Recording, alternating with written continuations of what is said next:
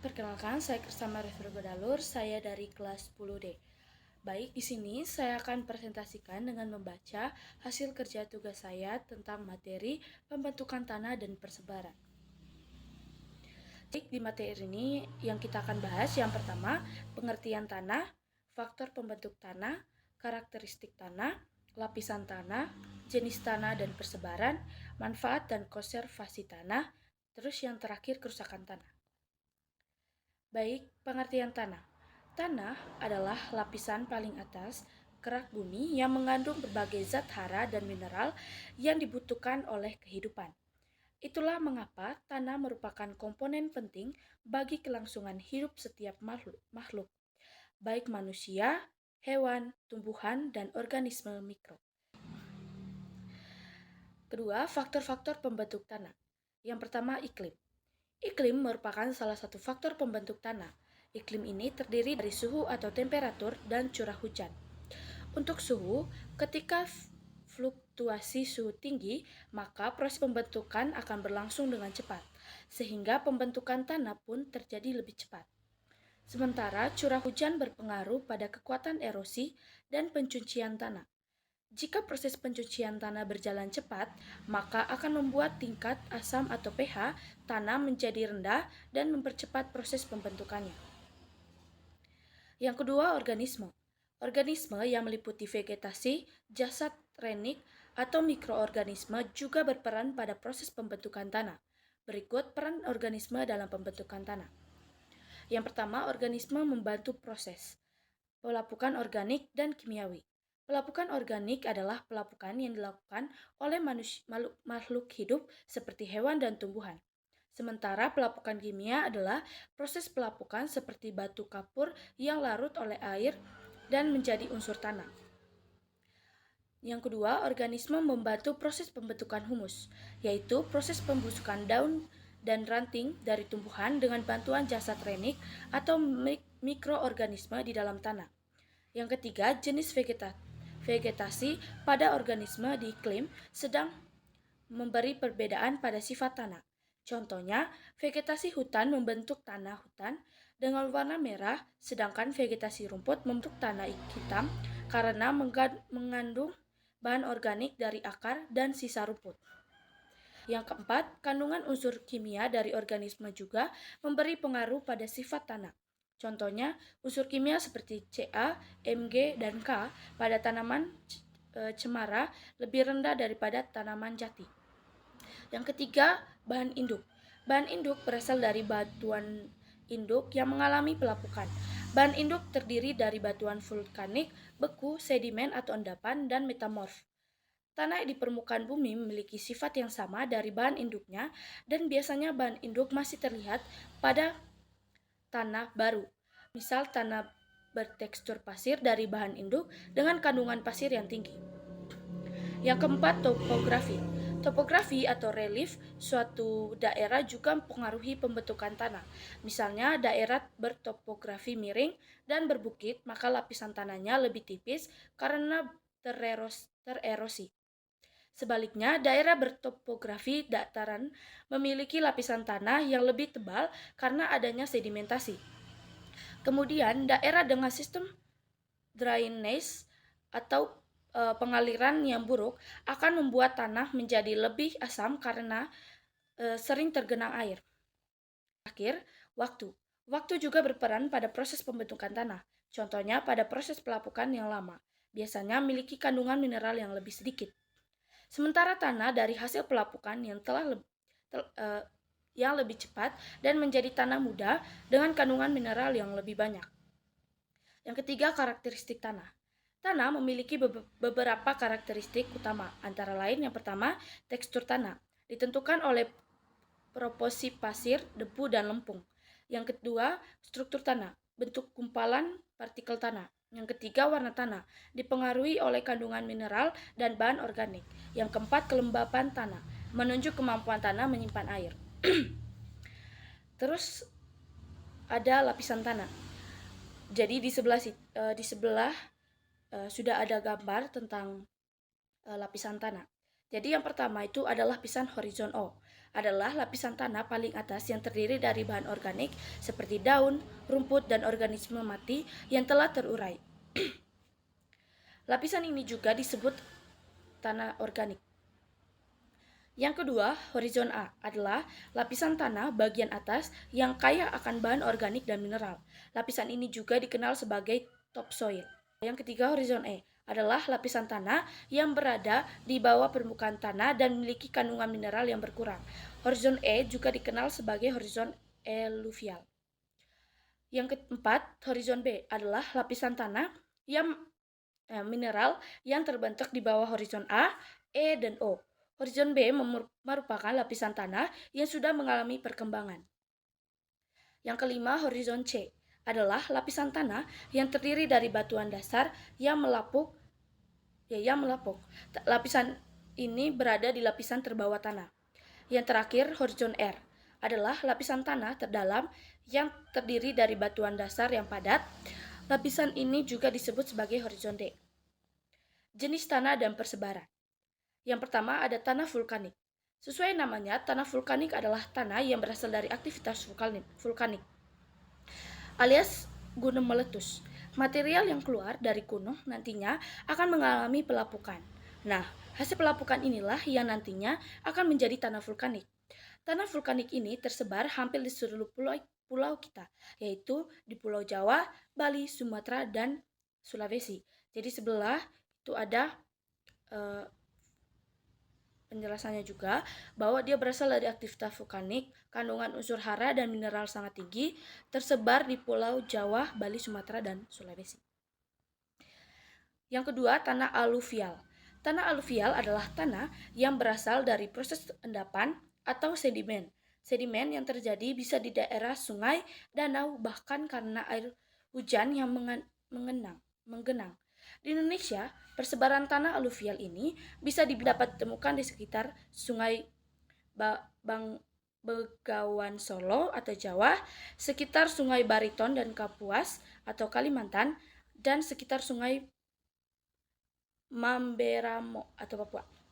Sini ada penjelasannya juga bahwa dia berasal dari proses endapan atau sedimentasi, terus mengendap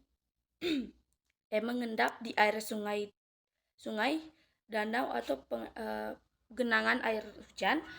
Setelah itu ditemukan di Sungai Begawan Solo, Kapuas, dan Bariton, dan lain-lain.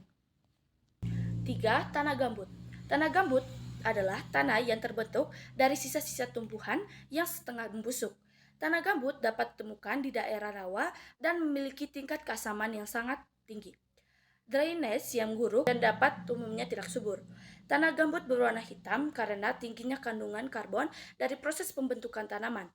Tanah gambut di Indonesia bisa dijumpai di daerah pantai barat dan selatan Kalimantan, pantai tinggi Sumatera, dan pantai selatan Papua. Yang keempat, tanah humus. Tanah humus adalah tanah yang terbentuk dari tumbuhan yang sudah mengalami pelapukan sempurna. Tanah humus ini dapat ditemukan daerah yang memiliki banyak batuan, pohon dengan daun yang lebat. Daun-daun dari pohon yang berguguran nantinya akan membusuk hingga akhirnya menjadi tanah humus. Karena persebaran cukup merata di Indonesia, tanah humus dapat ditemukan di Pulau Jawa, Sumatera, Kalimantan, Jawa, Papua, dan sebagian Sulawesi. 5. Tanah potsol. Tanah potsol adalah tanah yang berasal dari sedimen kuarsa dan terbentuk karena pengaruh suhu yang rendah dan curah hujan yang tinggi. Tanah potsol dapat berwarna kuning, merah, ataupun kuning keabuan. Ciri tanah potsol adalah tanahnya tidak subur dan bertekstur pasir hingga lempung. Tanah potsol ini tersebar di daerah pegunungan Sumatera, Kalimantan, Maluku, Papua, dan Jawa bagian barat. Nah, tanah potsol ini berasal dari sedimen kuarsa dan terbentuk karena suhu yang rendah dan curah hujan yang tinggi. Terus memiliki kandungan besi atau aluminium yang tinggi sehingga dapat berwarna kuning atau merah. Terus ditemukan daerah pegunungan Sumatera, Kalimantan, dan Maluku. Lanjut, yang keenam ada tanah kapur. Tanah kapur adalah tanah yang berasal dari pelapukan batuan kapur. Sesuai dengan karakteristik kapur, tanah ini tidak subur dan tidak cocok ditanami tanaman yang membutuhkan banyak udara. Tanah kapur dapat ditemukan di daerah Indonesia yang kering seperti Gunung Kidul, Yogyakarta, dan daerah pegunungan kapur di sekitar Jawa Tengah, Jawa Barat, Nusa Tenggara Timur. Nah, tanah kapur berasal dari pelapukan batuan kapur. Nah, tidak subur dan tidak cocok ditanami tanaman berkebutuhan air tinggi. Ditemukan daerah pegunungan kapur itu Jawa Tengah, Jawa Barat, dan NTT. Ketujuh, tanah litosol. Nah, tanah litosol adalah tanah yang baru terbentuk karena proses pelapukan yang masih rendah. Hal ini karena batuan pada tanah ini belum mengalami pelapukan yang sempurna.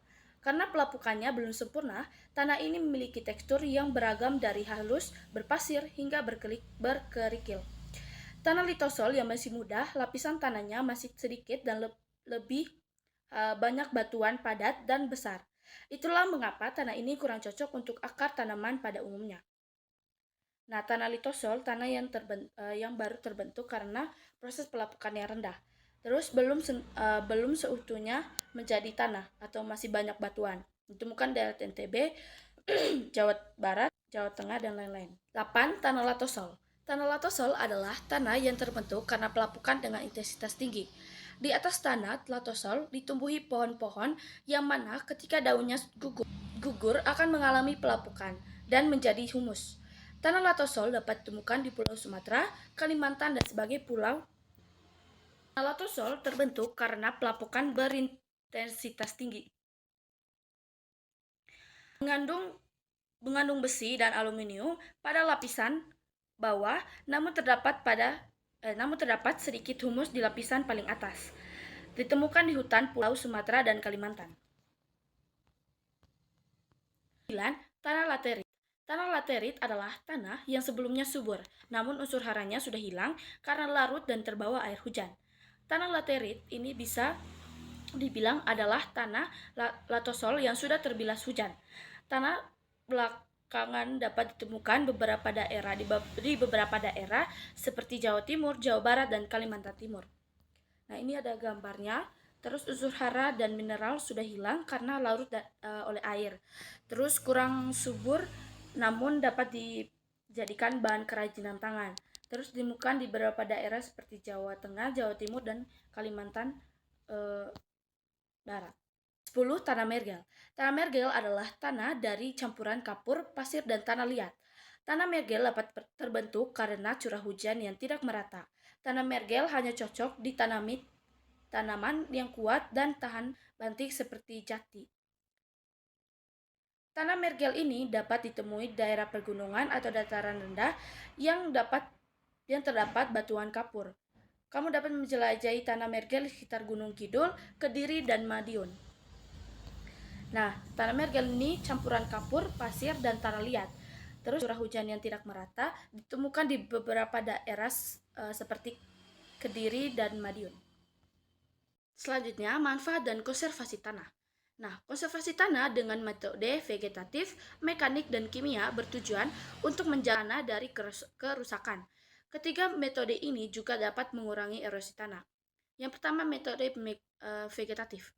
Yang pertama, menggunakan bagian tanaman atau sisa tanaman untuk mengurangi daya tumbuh butir hujan, terus menjaga kelembapan dan suhu tanah, memperkaya bahan organik tanah, meningkat porositas tanah, meningkatkan peresapan air ke dalam tanah. Selanjutnya ada manfaat kimia. Yang pertama, menggunakan bahan kimia untuk memperbaiki struktur tanah dan menguatkan tanah dari erosi. Yang kedua, menggunakan pupuk kompos untuk meningkatkan stabilitas tanah. Yang ketiga, menggunakan bahan kimia penguat tanah berbentuk cairan seperti polikrilamide, poliretane, dan polikrilasid. Selanjutnya, metode mekanik. Nah, metode mekanik yang pertama menggunakan perlakuan fisik terhadap tanah untuk mengurangi aliran permukaan air. Yang kedua, membuat saluran air, parit irigasi, waduk, dan sejenisnya.